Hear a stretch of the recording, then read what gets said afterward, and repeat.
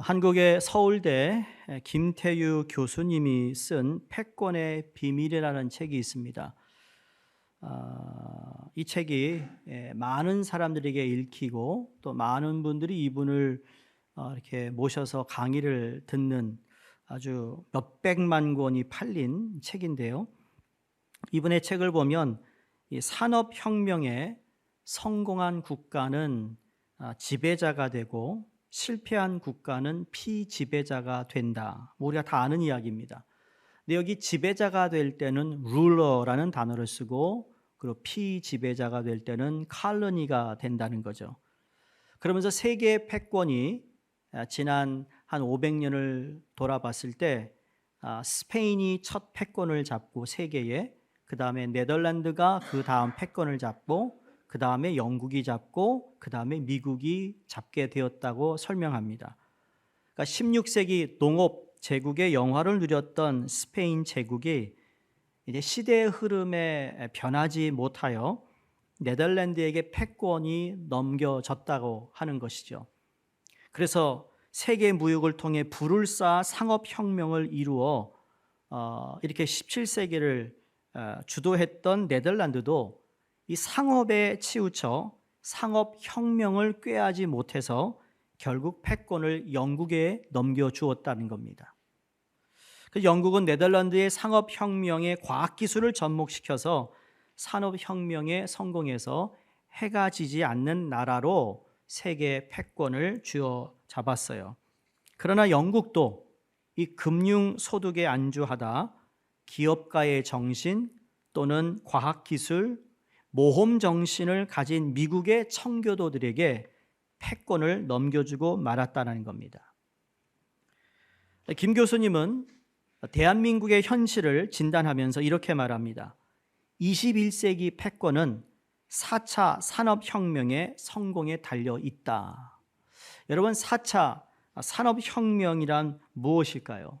물론 여러 가지의 분야가 있겠지만 우리가 흔히 아주 가깝게 늘 일상 속에서 우리가 듣고 있는 AI를 아마 가장 대표적인 것으로 얘기하고 있습니다. 누가 더 많은 AI의 정보를 가지고 있느냐, 데이터를 가지고 있느냐에 따라서 이 패권이 달라지는데, 이것을 놓치지 않기 위해서 미국과 또 중국과 다른 모든 나라들이 지금 경쟁하고 싸우고 있다는 거예요. 그러면서 이 세계 패권을 잡기 위해서는 세 가지의 방법에 대한 제시를 이 책에서 하는데, 첫 번째로 산업혁명은 저절로 되는 것이 아니라고 그랬습니다. 나라의 정책을 입안하고 시행하는 공무원을 혁신시켜야 된다. 왜냐하면 공무원이 그냥 안주하고 있으니까. 관료를 전문가로 바꿔야 된다고 합니다. 두 번째 제시하는 것은 젊은이들을 산업혁명의 전사로 만들어야 하는데, 오늘날 머리 좋은 젊은이들이 다 어디로 가느냐? 피부과 성형의술을 선호한다는 거예요. 그런데 AI 기술이 좋아지면 좋아질수록 더 이상 의사가 필요 없고 AI가 성형수술을 한대요. 내 얼굴만 갖다 대면 내가 원하는 대로.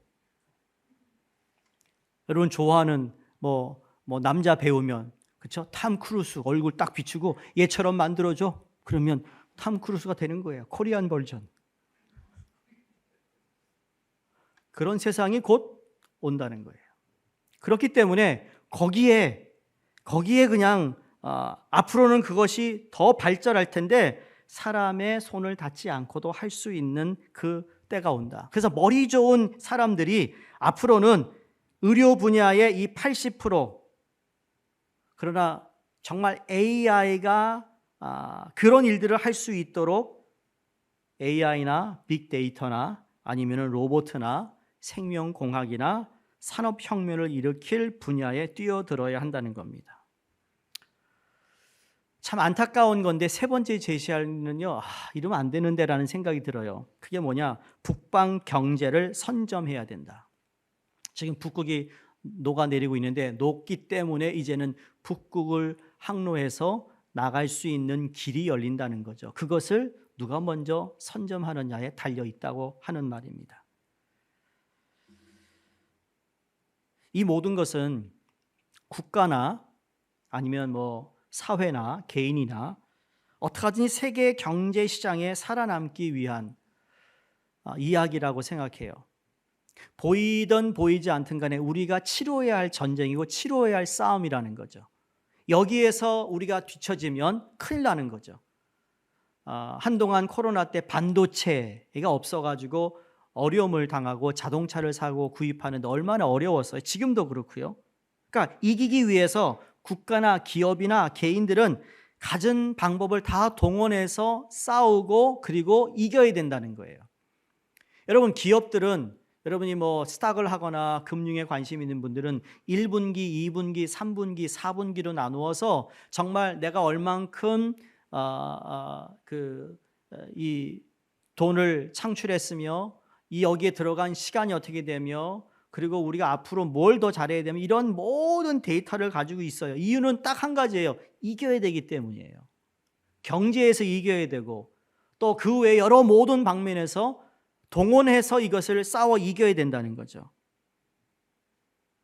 그러나 전쟁이라는 것, 싸운다는 것, 이게 지난 3421년 동안 어느 역사학 박사가 분석한 거로는요, 91.6%는 항상 전쟁이 있었다라는 거예요.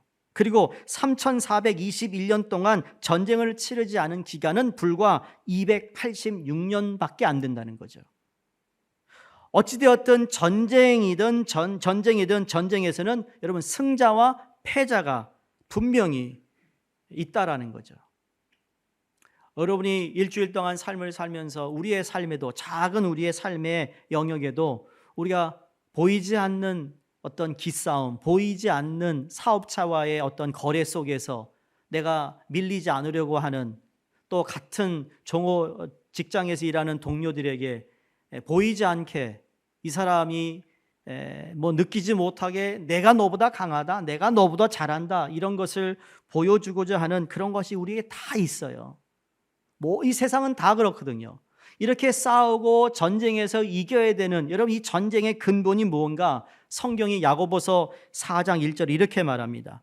너희 중에 싸움이 어디로 다툼이 어디로 나느뇨 너희 지체 중에서 싸우는 정욕으로 쫓아난 것이 아니냐라고 말합니다. 이렇게 욕심을 부리고 더 갖기를 원하고 싸우고 전쟁하는 이유는 이게 다 너희의 육신의 정욕에서 쫓아나온 것이라고 말합니다. 다시 말해 인간의 욕심, 탐심 때문이라는 거죠.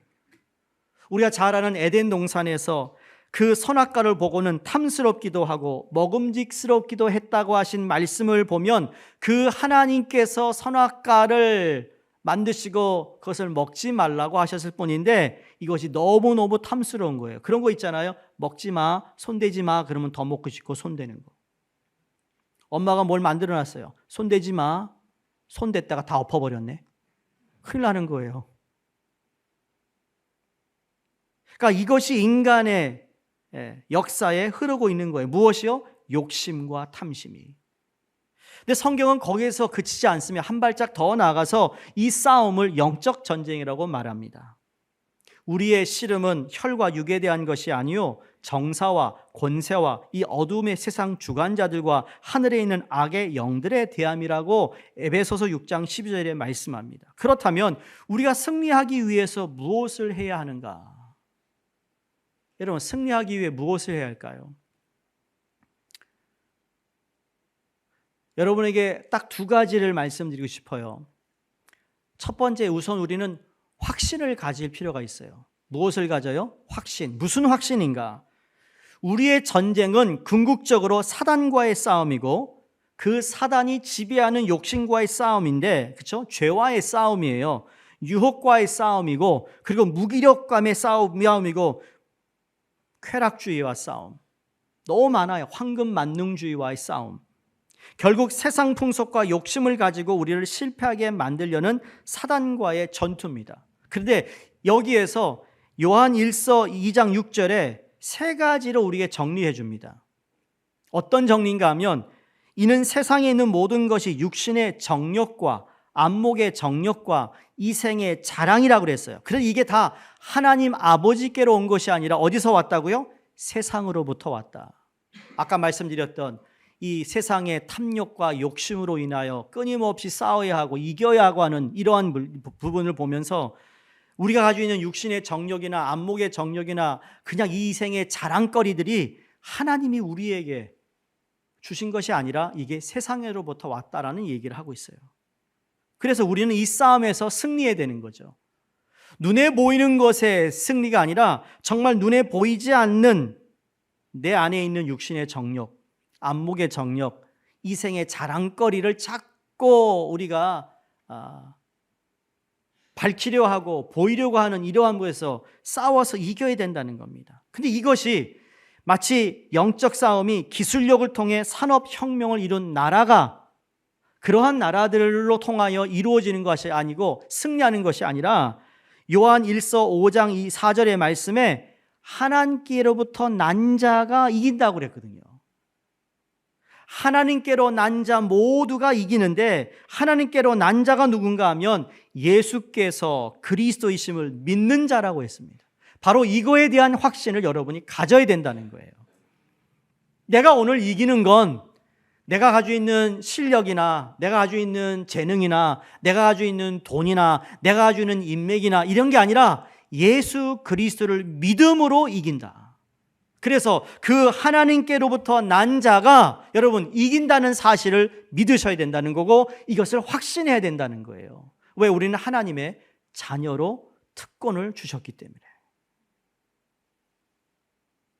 요한복음 1장 12절에 영접하는 자 곧 그 이름을 믿는 자들에게는 하나님의 자녀가 되는 권세를 주셨다. 권세를 주셨다. 우리 모두에게 권세를 주셨습니다. 내 앞에 어두컴침하고 큰 산이 보여도 여러분 나는 하나님의 자녀라는 이 권세를 주셨다는 것에 대한 믿음을 가지고 우리는 그 앞에 어떤 장애물이 있어도 걸어갈 수 있는 이유는 바로 그 권세를 내게 주셨기 때문이에요. 사단의 어두움의 죄악의 종이 아니라 감히 누구도 범할 수 없는 하나님의 아들이라는 권세를 받은 사람들이라는 것. 우리는 만왕의 왕이신 하나님, 우주 만물을 창조하시고 지금도 통치하시고 계시는 섭리하시는 하나님의 자녀들이라는 거 믿으셔야 해요. 그리고 믿음으로 아들의 권세를 받았다는 사실을 믿고 확신할 때 그런 사람들이 하나님께로부터 난 자가 세상을 이깁니다. 이걸 우리가 다시 한번 마음에 새겼으면 좋겠어요. 그래서 이미 승리한 거예요. 여러분, 내가 승리를 맛보지 못했다는 게 아니라 예수 그리스도가 이미 우리를 위해 십자가에 죽으시고 부활하신 것이 승리이기에 그분을 따라가고 그 하나님의 아들의 하나님을 믿는 자녀로서 우리에게 승리가 주어졌다라는 것, 최후 승리가 우리에게 있다라는 거예요. 아직도 지금 진행형인데 여러분 최후 승리는 우리에게 이미 주어졌다라는 거예요. 이거에 대한 확신을 여러분이 가지셔야 된다는 거죠. 수요 예배 때 말씀드린 것처럼 요셉이 노예로 끌려가고 강간 미수범으로 어두운 감옥에 갇히지만 결국 하나님을 사랑하는 자, 그 뜻대로 부르심을 받은 자들은 모든 것이 합력하여 선을 이루는 것, 그 선이 뭡니까? 하나님의 영광이 드러나며 결국 요셉이 애굽의 총리가 되어 하나님의 뜻을 이루어가는 하나님의 승리자가 되고 그가 어디 있든 간에 그는 이기는 자였어요. 세상의 눈으로 볼 땐 실패하고 패배한 것 같지만 절대 그렇지 않았습니다. 승리했습니다. 바로 이 부분에 있어서 우리는 확신을 가지고 살아가야 될 줄로 주의 이름으로 축원합니다. 두 번째로는요, 자기 통제력입니다. 사실 오늘 우리 현실을 보면, 여러분의 현실을 보면 매일매일 매주 반복되는 우리의 삶을 보면 이긴다라는 기분보다, 승리했다라는 기분보다 오늘도 잘못 살았다, 오늘도 실패했다, 오늘도 실수했다, 오늘 내가 정말 부족했다, 그러한 모습을 더 보게 됩니다. 근데 그 역시도 내가 하나님 앞에 어떤 존재임을 잃어버리고 살아가면 그 모습이 더 크게 부각되는 것 같아요. 내 삶의 처지가 어떠하든 간에 상관없이 내가 하나님의 자녀로서 내게 주어진 삶을 최선을 다해 살았다면 여러분 그렇게 보일 수 있는 것도 우리는 좀 더 하나님 앞에서 믿음으로, 다른 안목으로, 주님이 주신 믿음의 안목으로 바라볼 때, 여러분, 그 나에게 아픔을 주고 상처를 주고 실망을 주고 나로 하여금 시험 들게 하는 것부터 내가 좀 더 괜찮은 모습으로 살아갈 수 있을 텐데 그렇지 못할 때가 많아요. 왜냐하면 우리 현실이 그렇거든요. 오늘날도 취업의 전쟁이 있어요. 질병과 전쟁해야 돼요. 하나님의 축복과 평안을 누리지 못하게 하는 영적 전쟁이 있어요. 가난과 전쟁에서 이겨야 해요. 걱정과 전쟁에서도 이겨야 해요. 죄와의 전쟁, 분노의 전쟁, 죽음의 전쟁, 유혹의 전쟁, 악한 습관과의 전쟁에서 이겨야 해요. 더 나아가서 게으름의 전쟁에서 우리가 이겨야 된다는 거죠. 그런데 거기서 우리가 실패하니까 마치 우리가 그냥 다 져버린 것 같아요. 근데 프랑스의 유명한 소설가 빅토르 위고가 의미심장한 말을 합니다. 인생에서 세 가지의 싸움이 있다고 정리를 합니다. 첫 번째로는 인간과 자연과의 싸움, 두 번째로 인간과 인간의 싸움, 세 번째로는 자신과의 싸움이라고 그랬어요. 한국의 생활의 달인이라는 프로를 보시면 야, 정말 어떻게 저렇게 잘할까? 어떻게 저 일을 저렇게 잘할까? 다른 사람 3시간 걸릴 거 이 사람 1시간에 끝내요. 돈도 더 잘 벌어. 여러분, 소위 자수성가하신 분들이 이야기를 들어보면 부모로부터 물려받은 재산이 하나도 없어요. 혼자 힘으로 집안을 일으켜 세우는 그 성과를 이루어 놓은 분들의 이야기를 감동이 아닐 수가 없어요. 정말 정말 대단하다. 감격입니다. 저런 상황에서 저렇게 성공했구나. 그런데 이런 분들이 다 예수를 믿지 않는 사람인데도 불구하고 이렇게 성공하고 성취한 사람들에서 발견하는 공통점이 있다는 거예요. 그게 뭔지 아세요? 자신과 싸움에서 이겼다라는 거죠. 자신과의 싸움에서 너무 힘들었다라는 고백을 합니다. 외부에서 오는 것 때문에 힘든 게 아니라 나 자신과의 싸워야 하는 것이 가장 힘들었다고 얘기합니다. 산악인 엄홍길 씨가 한국인으로 2007년 5월 32일에 8,400m의 로체 샤르도라는 히말라야 산맥 그 정상 중에 가장 높은 계곡 중에 하나예요. 세계 최초로 16자 완등에 성공합니다. 안 나오나 보죠? 문제가 생겼어요? 이게 영적 전쟁이에요. 이건 내가 다 준비해서 이미지를 줘도 제가 감당을 못해요. 얼굴 좀 보여드리려고 했는데 엄홍길 씨가 어떤 분인가? 인터뷰에서 그분이 그런 얘기예요. 죽음보다 더 두려운 것이 나 자신과 싸움이라고. 박지성은 알죠? 산소 탱크. 그가 그래요. 주전 경쟁에서 이긴다는 것은 자신과 싸움에서 이기는 것입니다. 올림픽에서 피겨스케이트로 금메달을 딴 김연아.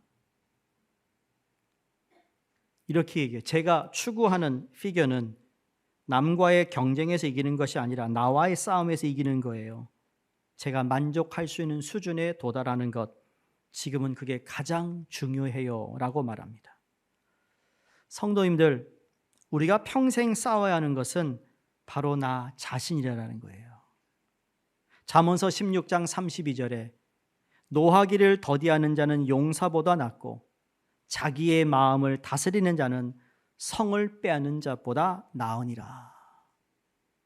같은 맥락이잖아요.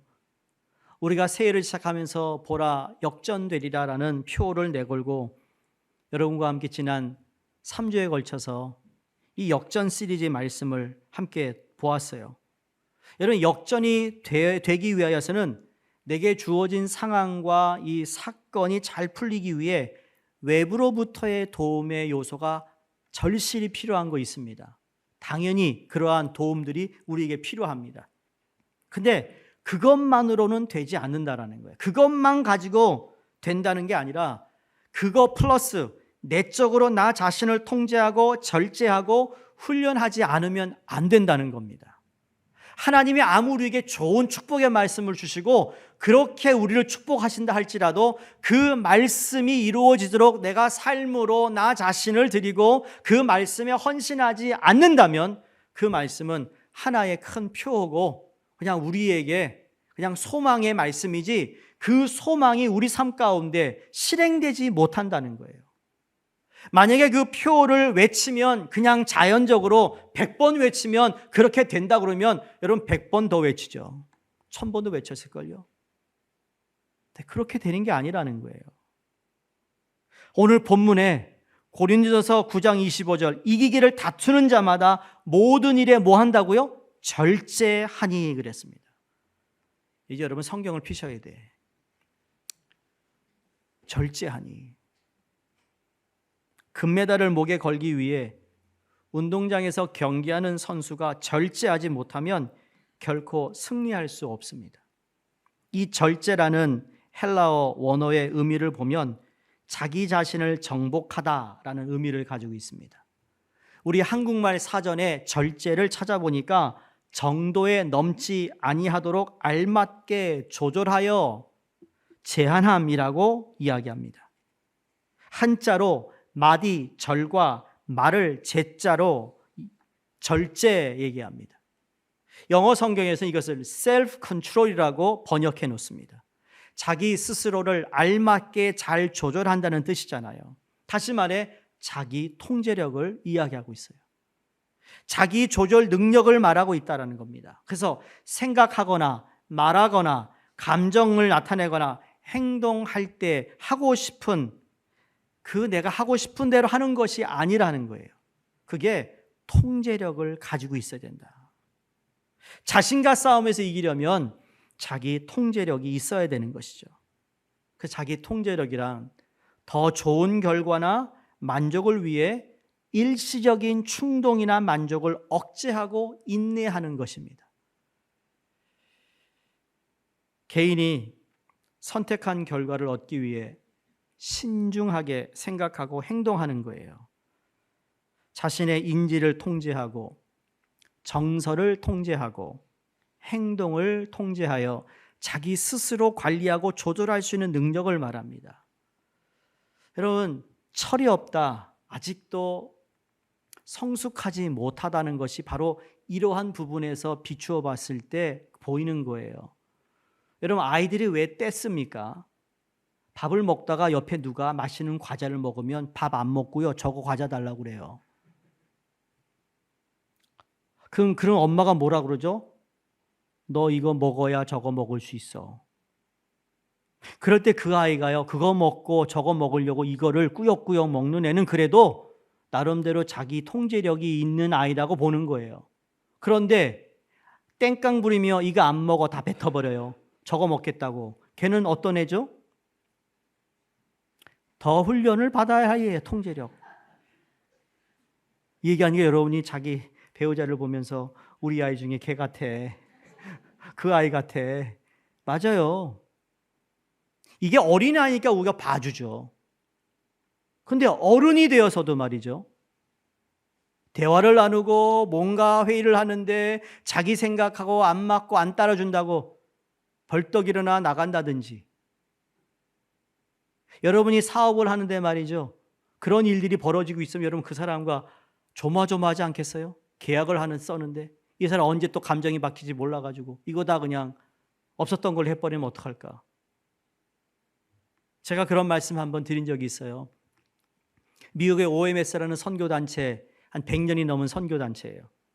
옛날에는 오리엔탈 미션 소사이라고 그래서 아시아를 옛날에 오리엔탈 그래서 그 아시아의 선교사를 파송한 아주 작은 선교단체예요. 지금도 우리 교단과 함께 교류를 하고 있는데 5, 6년 전에 텍사스에서 그 OMS 대표와 저와 그리고 우리 다른 선배 목사님과 회의를 합니다. 한국에 선교교회가 있다는 아는데 미주에 선교교회가 있다는 소식을 듣고 만나는 시간을 가진 거예요. 만나가지고 회의를 합니다. 근데 저는 여기서 자랐고 그분도 선교사님 출신이니까 처음부터 우리 뭐 하자 얘기하지 않았어요. How are you? How's your family? 자녀는 누가 있고 어디서 자랐으며 그냥 30분 동안 우리 얘기했어요. 그러고 난 다음에 앞으로 우리가 함께 선교에 대해서 이런 일들을 하면 좋겠다. 그 잘 끝났어요. 끝나고 나서 밥을 먹는데 뭐라 하는지 아세요? 한국 사람과 이런 회의는 처음 해봤대요. 무슨 말이냐 그랬더니 주로 한국에 있는 한국 사람들을 만나면 딱 피고 이거 할 거야 안 할 거야? 해줄 거 안 해줄 거야? 사인해. 그 사인하면 밥 먹고 사인 안 해주면 그냥 아디오스 그러고 간대요. 야, 그런 일이 있었냐고 미안하다고. 그래서 내가 그랬죠.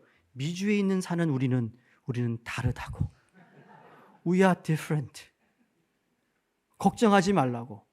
그래서 지금까지 매해 그 총재가 우리 교단 총회에 와서 인사하고 함께 교제하고 그러는 거예요. 우리가 잘하고 있다는 의미가 아니라 여러분 그렇게 뭔가 소통해야 되고 말이 통해야 되지 않겠어요?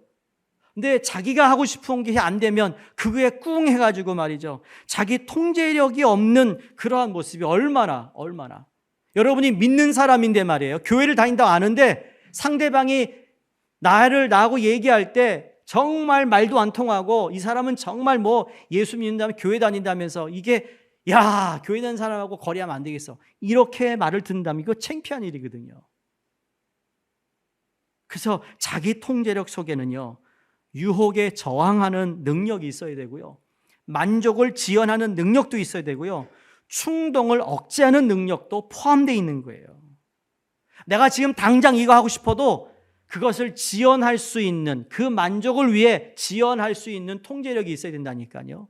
제가 일부 예배 때도 물었습니다. 이 지연 통제력이 뭐냐면 delay gratification이라고 그랬어요. delay, 늦춘다. 뭘? 내 만족, 충족을 늦춘다는 얘기죠. 여러분 뷔페집 가면 제일 먼저 뭐 드세요? 여러분이 제일 좋아하는 거 먼저 먹는 사람. 생각 안 해봤어요? 뷔페집 안 가셨구나. 한번 갑시다요.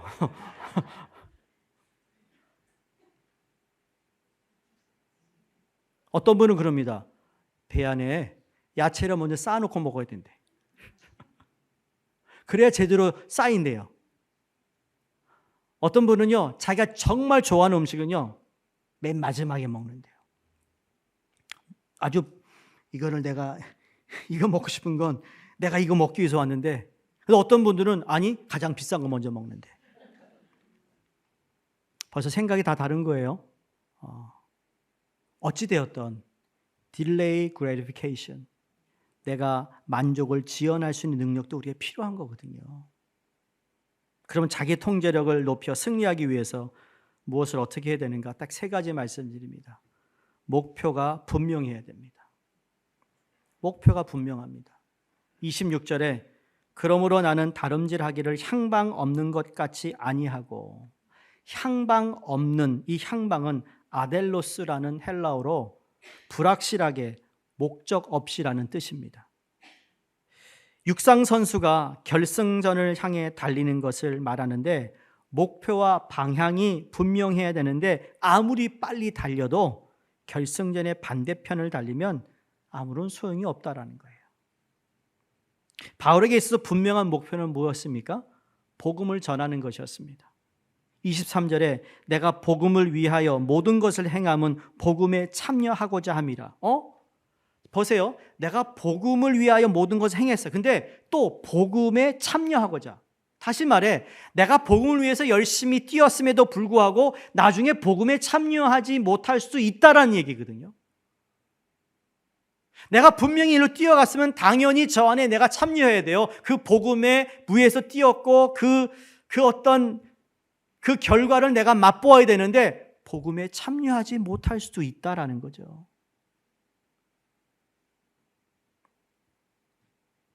목표를 제대로 정하지 못하면 그렇다라는 거예요. 여러분 복음을 위해서 열심히 행함도 필요하지만 복음에 참여하시기를 간절히 바랍니다. 그러면서 24절에 상을 받기 위해 달리는 거라고 말합니다. 그래서 목표가 복음이고 복음을 통하여 복음에 참여하는 이 방향, 이 목표가 정말 중요하죠. 장자의 명분을 팥죽 한 그릇에 판 에서, 여러분 에서는 멀리 보지 못하고 지금의 욕구에 충실하여 자기 통제력을 갖지 못하여 축복을 잃어버린 사람이에요. 대부분 자기 통제력을 가진 사람들은 지금 욕구에 충실한 사람일 경우가 많습니다. 지금 당장. 근데 미래에 주어질 그 장자의 명분을요, 에서는 너무 가볍게 생각한 거예요. 성도님들, 하나님의 자녀가 된 권세를 가볍게 생각하지 마세요. 여러분, 하나님의 자녀가 되었다는 권세가 얼마나 무거운 거고 얼마나 귀한 것이라는 것을 다시 한번 마음에 새길 수 있기를 바랍니다. 어느 작은 마을에 한 청년이 살고 있었는데요, 하루는 성주를 찾아가서 인생을 성공적으로 살 수 있는 비결을 가르쳐 달라고 합니다. 성주는 대답하기 전에 그 청년에게 컵을 주더니 컵에다가 포도주를 가득 채워서 청년에게 네가 이 컵을 들고 마을 한 바퀴를 돌아야 된다. 대신 성주를 지키고 있는 군인 한 명을 붙입니다. 명령합니다. 이 청년이 이 마을을 한 바퀴 도는 동안에 이 포도주가 이 잔에서 흘리거나 떨어뜨리면 그 자리에서 목을 베라 명령을 해요. 바짝 긴장을 한 채 한 방울의 포도주를 흘리지 않은 청년은 식은땀을 흘리며 다시 성주 앞에 나왔습니다. 그렇게 온 청년에게 성주가 이렇게 묻습니다. 청년, 이게 한 바퀴 돌면서 무엇을 보았어? 아무것도 못 봤는데요. 뭐 들리는 소리 없었어? 아무것도 안 들렸는데요. 아니, 그 거리에 거지도 있고 장사꾼 있는데 그거 못 봤어? 못 봤는데요. 아니, 그 술집 앞에 지나가면 말이야, 여자들이 노래 부르고 말이야, 손짓 하잖아. 그거 못 들었어? 못 들었는데요. 청년이 솔직하게 못 들었는데요. 못 들었는데요. 못 봤는데요. 그러자 성주는 그제서야 빙긋 웃으며, 그래, 그것이 바로 너에게 말하고 싶은 인생의 교훈이야. 앞으로 살아가는 동안에 내가 정한 표대를 바라보고 그렇게 정신을 집중시키고 한눈을 팔지 않는다면 너를 둘러싼 어떤 유혹의 소리도 들리지 않을 것이다. 필경 너는 성공적인 삶을 보장받을 것이다 라고 말했습니다.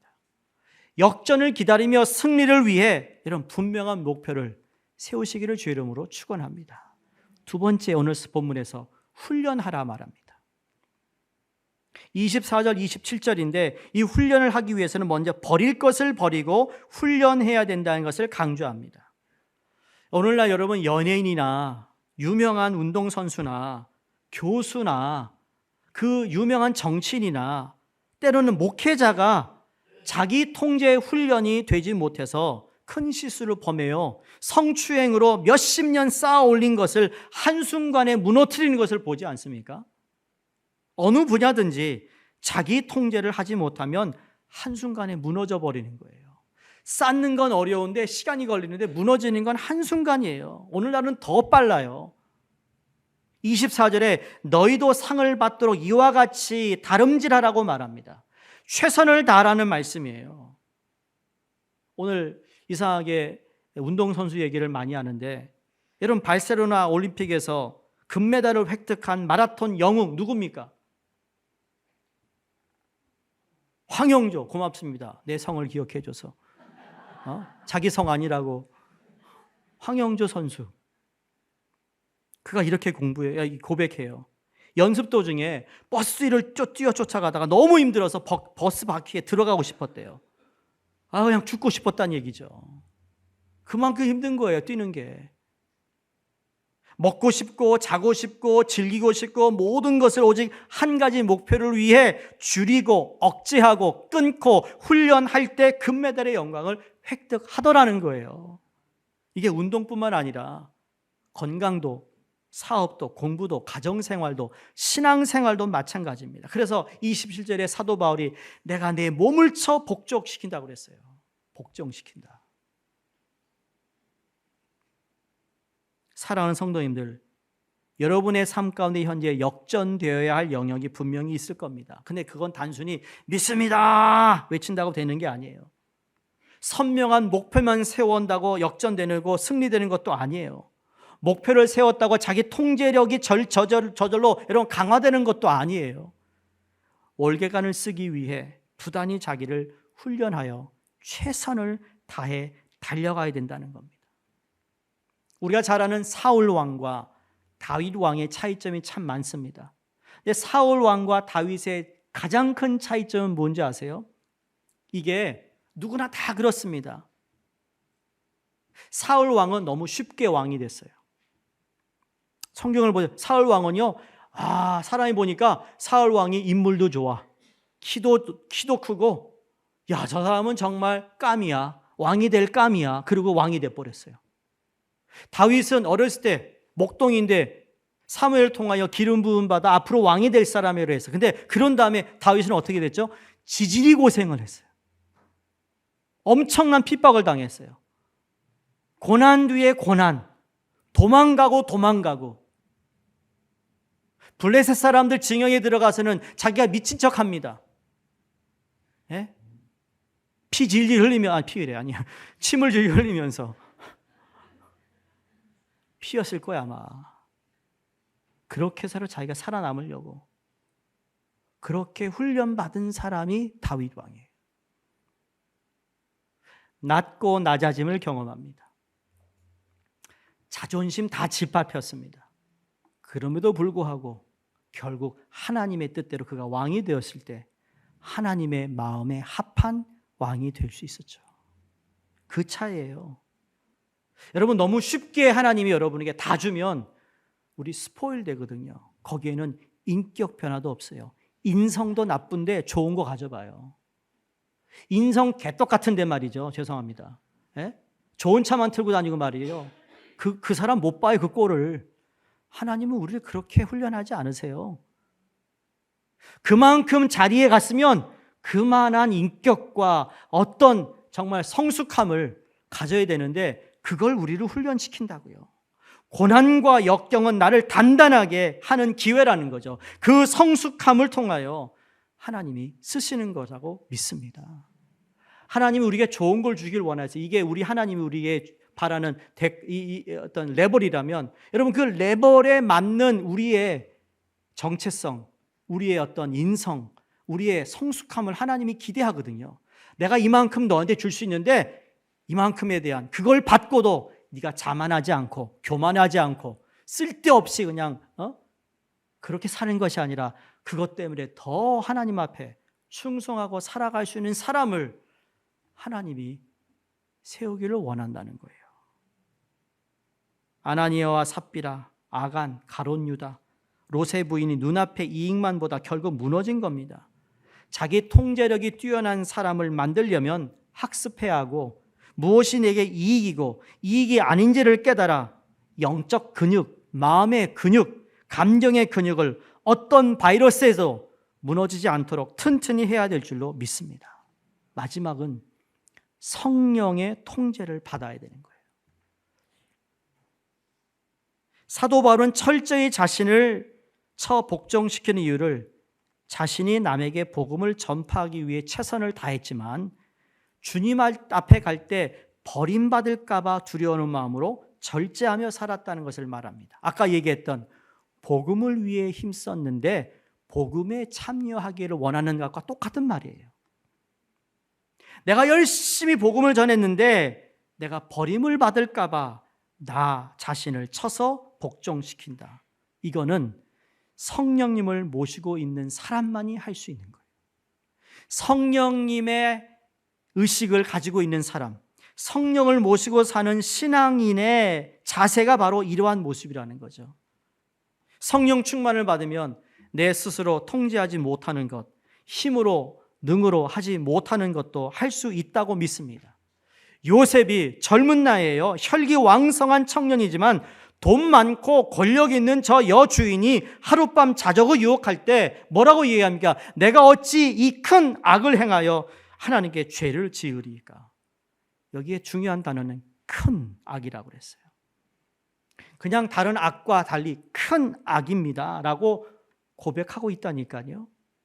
단호하게 거절해 버릴 수 있었던 것, 이건 단순히 다 자기 통제력만으로 가능한 것이 아니라 빌립보서 4장 13절에 내게 능력 주시는 자 안에서 내가 모든 것을 할 수 있느니라 했던 것처럼 그 능력은 자기의 힘이 아니라 하나님, 영, 성령의 능력인 줄로 믿습니다.